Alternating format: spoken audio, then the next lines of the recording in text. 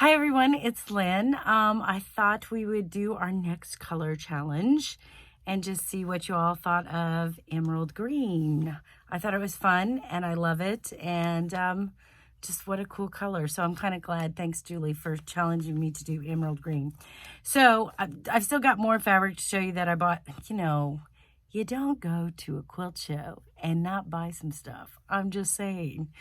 So last time I told you the Tula pink that I got, and of course you guys know I'm a big Tula fan. And if you haven't seen, she does little talks on Tuesdays.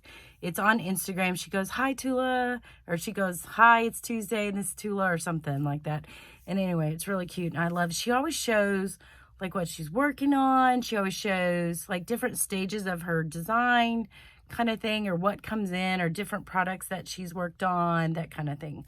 So I enjoy watching her on Tuesdays.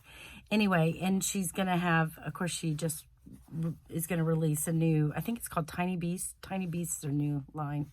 Anyway, but I did want to show you what I bought. Now, you guys are going to be a little shocked. Of course, I have my crayons so we can draw our next card.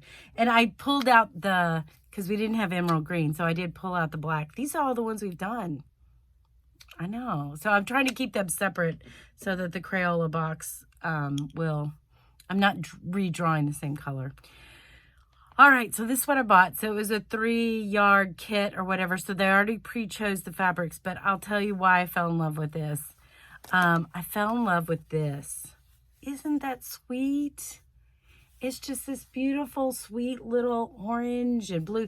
This is Art Gallery, and it is the Art Gallery Grow and Harvest line by Alexandria Bordello. I just love this. It's just a sweet little, I just love the sweet. So anyway, they put together the 3-yard bundle, but this is what sold me on it. But of course they had this. I mean, like, come on, that is the best orange. Just a clear, nice orange. And then they had, and I'm not as big a chicken fan, but they had these little chickens with it, which is, they're cute. Oh, those are upside down. They're cute, but you know, chickens are okay. Like, I have this, like, they're cute, but I don't need them in my life, aside from on my table eating them. But they're cute. I know it's huge. Like, for some reason, TikTok always shows me these people who have chickens. Like, I don't know, they buy them and keep them and homesteading, and which I'm glad they're doing it. They should do it. But chickens freak me out a little. I know that's weird. Chickens freak me out a little. But anyway, so this was my 3-yard bundle. I don't know what I'm going to do with it yet. And I've decided I don't have to justify my fabric purchases. Like, I'm just going to purchase it and it will be something. So maybe this will go with the color that we draw today. Who knows? It could be a color. So anyway. The other thing that I bought, and y'all know I love some good ribbons. The other thing I bought, I fell for this ribbon sewing kit. And it is with Renaissance Ribbons. And it's this little purse.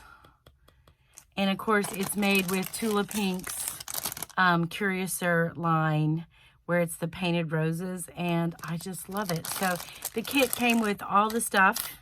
Like all the stuff with the webbing and the ribbons. And I've already taken out, looked at it, and touched it. Because I think part of it's just feeling the fabric, don't you think? I just think it is. So anyway. So that was my next. So I'm hoping to get that done. Because I need a new purse. I need a new purse. So, and I've floundered and started a couple purses, never finished them. But like this one, I really like everything. And it's kind of small. And I've decided I think I like smaller purses, because if I make myself a big purse, and maybe it's not just me, but if I make myself a big purse, like I put stuff in it and it makes it heavy. And then I'm like, I don't want to carry it because it's heavy. So my thought is that if I just make a smaller purse, maybe I won't carry around a big heavy purse. Although I think our phones are heavy. So anyway, but it's got to be big enough for the phone. That's the key, right? So, again, Renaissance Ribbon, they don't support me. This is not a advertisement. It's just what I'm working on. And I thought that that's some of the things. And then some of the stuff I can't show you because I'm still working on us doing it. Just a reminder, July 22nd, we're doing the International Stitch Along. If you guys want to join, it's a Zoom. So, yeah, please. And the links will be in the description below. My nose itches. Okay, so crayons. Crayons. Let's see what we get this week. All right, this is it. Oh, it's another brown. But this one is called Chestnut. Chestnut. Oh, it's kind of a red brown. It's a red brown chestnut. That just reminds me of a horse. I don't know why. I don't know why. That color just reminds me of a brown horse. Of course, I love horses. Don't y'all love horses? I love horses. Chestnut, but it's a rich red brown. A red brown. We'll have to think about that. I think it'll go with like these deep reds and stuff. You know, that's just what I've got sitting. I think it's going to lend itself to richer colors maybe than, oh, I don't know. Light green. Maybe not. I'd have to see that in a fabric thing. But chestnut, it does remind, I like the name. Like the name is very evoking. Don't you think it's interesting that sometimes the names of colors have you immediately like thinking of either a taste or a smell, or like I think that that's really common that we see that kind of, you know, with the names of colors, they just remind you of certain things kind of thing. So chestnut reminds me of Christmas with the line, chestnuts roasting on an open fire.